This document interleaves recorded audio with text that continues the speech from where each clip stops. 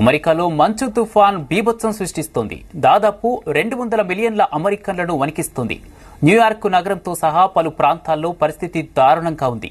అక్కడి ఉష్ణోగ్రతలు -45 డిగ్రీల సెల్సియస్ కు పడిపోయాయి. మరోవైపు పగటిపూట చాలా ప్రాంతాల్లో విద్యుత్ నిలిచిపోయి అంధకారంలో మగ్గుతున్నారు.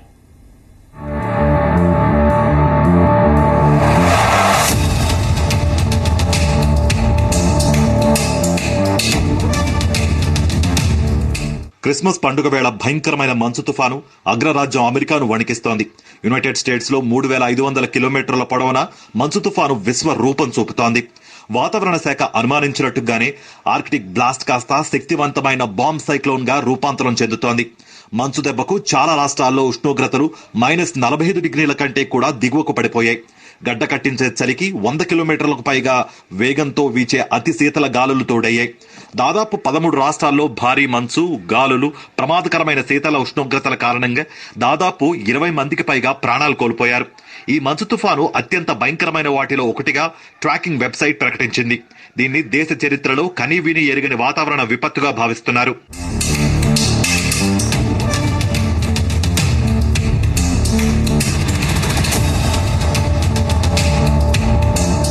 పెనుగాలుల దాటికి చెట్లు, విద్యుత్ స్తంభాలు ఎక్కడికక్కడ నేల కొరుగుతున్నాయి. దాంతో అత్యధిక ప్రాంతాల్లో కరెంటు నిలిచిపోవడంతో ప్రజల కష్టాలు పెరిగిపోయాయి. మంచు, శక్తివంతమైన ఆర్కిటిక్ గాలులతో 1.7 మిలియన్ల మంది ప్రజలకు విద్యుత్ లేకుండా చేసింది. 20 లక్షలకు పైగా ఇళ్లు, కార్యాలయాల్లో అంధకారం అలుముకుంది. జనజీవనం పూర్తిగా అస్తవ్యస్తమైంది. మంచు తుఫానుతో 20 కోట్ల మందికి పైగా తీవ్రంగా ప్రభావితమయ్యారు. ఎముకలు కొరికే చలిదాటికి జనం అల్లాడిపోతున్నారు. తూర్పు అమెరికాలో పరిస్థితి భయంకరంగా ఉంది. పశ్చిమ అమెరికాలోని మోంటానాలో ఉష్ణోగ్రతలు -45 డిగ్రీలకు పడిపోయాయి. పలు మధ్య రాష్ట్రాల్లో కూడా ఇలాంటి పరిస్థితే నెలకొంది. ఇలాంటి అతిశీతల వాతావరణంలో మంచు బారిన పడితే అవయవాలను శిథిలం చేసే ప్రాణాంతకమైన వ్యాధుల బారిన పడతామని జాతీయ వాతావరణ సంస్థ హెచ్చరించింది. ఎట్టి పరిస్థితుల్లోనూ బయటకు రావద్దని సూచించింది. హైవేలపై అడుగుల కొద్దీ మంచు పేరుకుపోతోంది.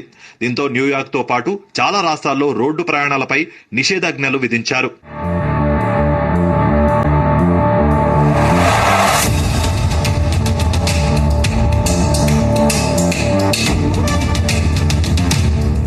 మంచుదాటికి ప్రయాణాలు రద్దు చేసుకోమని ప్రభుత్వం హెచ్చరించింది.